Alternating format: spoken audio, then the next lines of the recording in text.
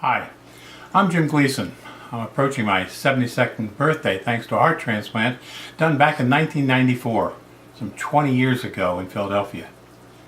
About 6 years out from transplant, I had my first encounter with cancer. The first of several different cancers that have increased over these past 2 decades. All have been diagnosed early and thus responded well to treatment, resulting in just bumps in the road, as I say, as opposed to being major or even fatal life events. We are fortunate in the heart transplant programs to be supported with regular monitoring that consistently asks the right questions to ensure proactive screenings. Their follow-up testing catches things early with referrals to specialists who partner with the transplant team and thus have experience with many transplant recipients to understand the unique risks and meds that lead to our higher incidence of cancer, resulting in more aggressive treatment than the typical patient.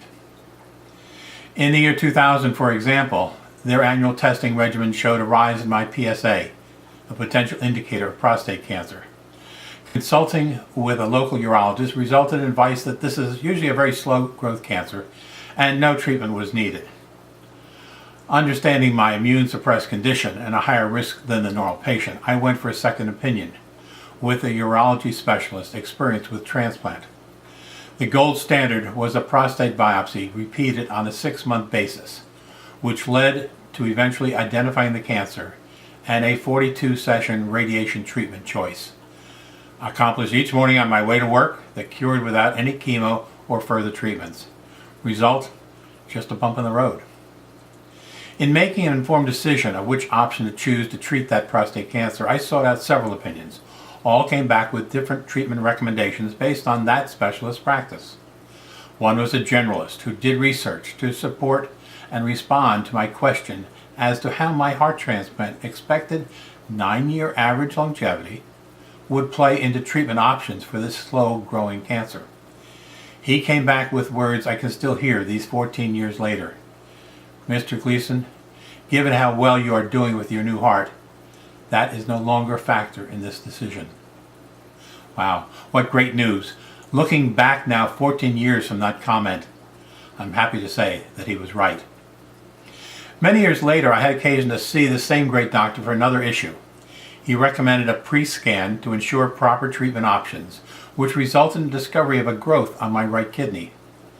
Subsequent biopsy and surgery identified that to be cancerous, treated with a partial kidney removal and a total cure for that issue. A more painful experience than the original heart transplant, but equally successful in its outcome. Skin cancer, the most common post-transplant cancer, has been an ongoing issue in these later years, both in terms of my age, 72, and the years out from transplant, 20 years. Early on, I was seeing local dermatologists who did the usual simple freezing and scraping treatments used on the typical patient. I was, as we say, fat, dumb, and happy with that easygoing, almost self-directed process, often just asked, "So, where do you have any concerns?" At some point in response to many transplant friends raving about a particular Mohs surgeon specialist that had a transplant recipient patient focus, and then hearing him speak with a set of attention-getting graphic slides showing the effects of not attending to the early signs of skin cancers, I went to him and found out what an in-depth examination was really like. One slide he used especially stood out in showing an open-face cancerous wound of a heart recipient out 17 years that was diagnosed too late. From the site of that open surgical wound to the outcome of his dying just 3 months later. And with myself at the same 17-year milestone at the time with a heart transplant, he caught my attention and I became his patient. From head, feeling through my hair, to toe, he missed nothing.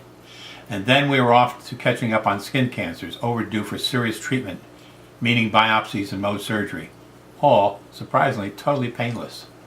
To fully remove cancers over several years now, and still continuing. He teamed up with my transplant team to lower dosages of meds that added to the cancers, and has led to fewer but still some to treat on a quarterly basis of careful attention going forward. So what have I learned from all this? Basically, that catching cancers early is the key to long-term survival. Caught early, they can be successfully treated and are just minor bumps in the road of a long, active post-transplant life. Recognizing symptoms through self-exam and regular screening by experts experienced with transplant patients is essential. If left untreated, even surface skin cancers can grow inward and travel to other parts of the body through the bloodstream highway, resulting in extreme complications and more severe treatments, even to death. I accept that someday I will die, but with careful care of my body and this gifted heart, I can make a difference and live a long and fruitful, fulfilled life.